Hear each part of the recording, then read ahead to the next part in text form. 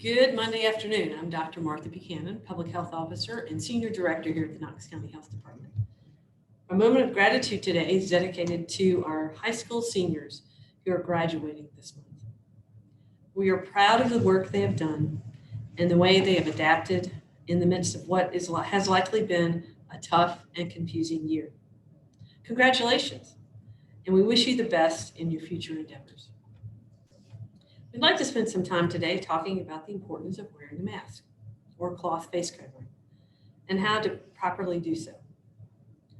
We want to start by saying that we know it can be easy to feel helpless and powerless in the midst of this pandemic. But we want to stress that you have the ability to take control of your health and protect yourself and the ones around you. You can do this by following the 5 core actions, which includes wearing a cloth face covering or mask. Now we'd like to talk about why you should wear a cloth face covering. We've received a lot of questions from people about why they should wear a mask in public since they feel perfectly fine and don't have any symptoms of COVID-19. Those are good questions, and we want to address them further. We'll start with how COVID-19 is spread. The primary way COVID-19 is thought to spread is through close-to-close personal contact, through respiratory droplets from an infected person. When they cough, sneeze, or even talk, where droplets come out. And that's how a mask works. It blocks those droplets from coming out, so you don't spread it to other people. It may be possible that a person can get COVID from touching a surface that the virus is on, and then touching their mouth, eyes, or nose, which is why you say don't touch your face. That's not thought to be the main way the virus is spread. The key piece to remember is that someone doesn't have to be showing symptoms to be infected with the virus and therefore be contagious. Excuse me. These people are called asymptomatic or pre-symptomatic. As of today in Knox County, 22.6% of our active cases reporting being asymptomatic.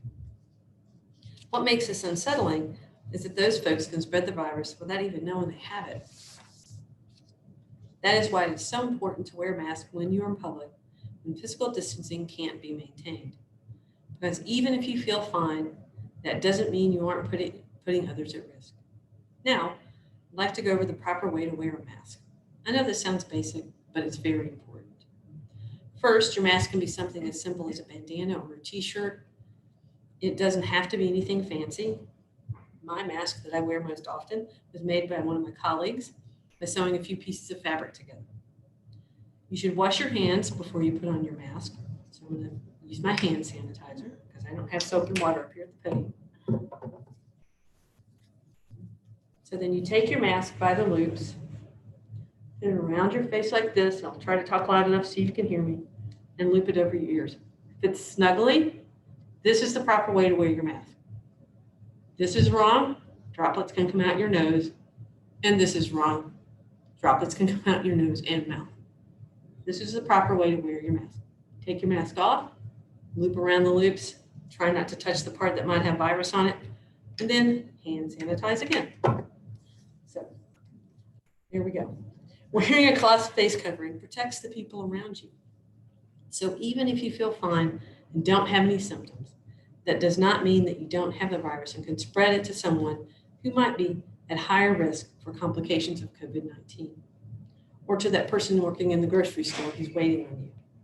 We know it's not ideal and it can be really uncomfortable, especially on these hot days, but the sooner everyone takes these precautions into their own hands in order to protect their neighbors, the more we can lower the rate of transmission in our community and make our way back to life as we knew it. Now moving on to our local situation. We have 494 confirmed cases of COVID-19 in Knox County. Additionally, we have 10 probable cases. 393 of our cases have recovered. 46 individuals have been hospitalized at some point in their illness. Currently, there are 3 Knox County residents hospitalized. We are thankful again to report we've had no additional deaths due to COVID-19 complications. And now I'll open it up for questions. Okay, we have the first question from WBIR, from Paul with WBIR. Have you heard if it's safe to use the free Renfro masks from the state? And have you begun handing them out again? I'm aware that there is a ruling by the EPA. We are waiting further guidance on definitively when we can begin handing those out from the state. Since those are from the state, we'll await their guidance on when we can begin handing those out again. Okay, and from Tyler from the News Sentinel, the Federal Environmental Protection Agency told Knox News the state's face masks, which were previously handed out for free, are safe to use. I think that pretty much what she just said answered your question. I've just now seen your never mind. But any other media questions, if you'll please submit them into the chat feature and we'll read them for you. From Paul again with WBIR, do beards or other facial hair lessen the effectiveness of masks? Not really. When we're talking about wearing the mask, you just want it to fit snugly, so it needs to cover your mouth and nose, and it just catches those droplets from coming out.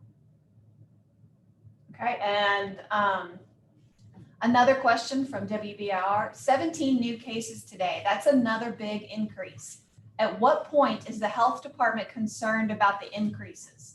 And is it possible Knox County will move back to phase 1, or is this jump still expected? I think we're still in that phase where we expect to see higher numbers of cases than we saw previously. Remember, we were only seeing 5 to 10 cases a day at the most. So now we're up to, in a higher number. What we want to see is that leveling off. We may level off at a higher number. Actually, I expect us to. But if we have that leveling off, our hospital system is still in good shape. Our staffing is in good shape. Some of the businesses where we've had cases have really helped us out by helping us with contact tracing. So things are going as we expected them to. But what I'd like to see this week is I'd like to see things start to level off. We're hopeful that they will, as everybody continues to exercise those 5 core principles of social distancing, wearing a mask, staying home if you're sick, washing your hands, and cleaning surfaces regularly. Okay, from WATE, do we know yet if summer temperatures or humidity affect COVID-19 spread rates or recovery? And I know there's been a lot of chatter out there in some of the scientific community wondering if that might be the case. And we're just not going to know that until we're through the summer and we see what happens. It would be great if that were true, but I don't think I think the data is still up. Okay, and another one from WBIR. With numbers going up, should I feel comfortable going to the grocery store? There's a couple here. Okay. Should people be going out like they did before, or is the recommendation to still stay home if you're able? I think we still recommend people limit their outings and that they be conscious about, do they really need to go to that outing or to that event? So we're recommending people limit their outings. We're recommending people, when you're outside your house, 5 core principles aren't just for home. Outside your house, follow those 5 core principles, protecting yourself and others. Washing your hands is so important in this situation because, again, you touch your eyes and face and potentially infect yourself. So that's something important to remember. I think people need to also say, given my age, my health, my other risks, am I comfortable going out or not? And if you're not, then it's totally okay to stay home. Okay, from Brian Hornback, have you set the next reopening task force meeting? We haven't. We'll let you know as soon as we do that. Okay, and another one here from WBIR. I know that you all don't report testing numbers, but can you explain whether testing in Knox County is increasing? Is the percentage of positive tests going up? So there's a challenge in being able to use the testing numbers that we are able to get and predict it and using it to say the percentage of positives. Our number of tests is really just an estimate. It's really just a sample of what's being done throughout the county. So using that to determine the positivity rate really wouldn't be appropriate. So what we know is that our testing is increasing. There's been some variation a little bit, but the trend still continues to be up. Our hospitals are testing folks who get who are going for procedures. Doctor's offices are testing. Urgent cares are testing. We're testing every Monday, Wednesday, and Friday at our here at our Dameron Avenue location. It's walk-in. You don't have to have an appointment. Anybody can be tested. And we're also testing, because I'm testing on Tuesdays and Thursdays, doing targeted outreach. Okay, from another couple from WBR. We've seen marches with hundreds in attendance in Knoxville and surrounding areas. Should those people get a test, and do you have the capacity to test them? We have the capacity to test close to 100 people each day, maybe more, and anybody can get a test. I am on that vein. I would also say a test is a moment in time. It tells you don't have it right now. We're not recommending that those folks get tested unless they want to, unless they're concerned that they were exposed or they just want to know if they have COVID right now. I think what I would say to those folks, if you choose to go out to protest, try to maintain social distancing. If you can't do that, we really want you to wear face masks. We don't want you to put yourself or others at risk. Okay, and the last one for now from WBAR. Do the numbers in surrounding counties influence your decision to move forward or pause at all? We certainly look at the numbers in other counties and get that information from the state of Tennessee as well, but really not a big influence on our decision making here locally. Okay, and from Megan from WVLT. For families who are taking summer vacations in other states, should anyone who has traveled considered self-isolating after returning to Knox County? I think that depends on if you travel somewhere and you think you got exposed to COVID-19, you might want to consider self-isolating when you come home. There are no guidelines regarding travel in the United States at this time. And another one from a WVLT viewer. Can you explain how we know that masks help prevent the spread of COVID-19? I think there's a limited body of evidence, but there is some evidence out there.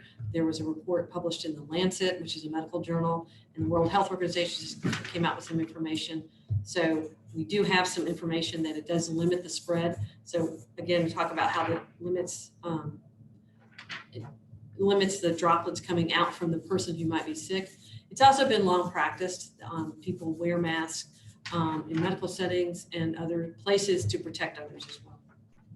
Okay, from WATE. One of our viewers asked if you could give context on the COVID-19 infection rate and how it compares to the overall Knox County population. How also does that compare to the seasonal flu? Well, so what we do know about COVID-19 is that it is more contagious than seasonal flu partly because we don't have an immunity to it. It's brand new for humans, and so we don't have immunity. So it's a lot easier for us to catch it because we don't have that immunity and actually get sick. We will be talking more about data on Friday. Calculating our infection rate is really more about predicting, and we haven't really been using that as one of our benchmarks. Okay, if there are any other questions, if you'll please submit them into the chat box and we'll read them for you.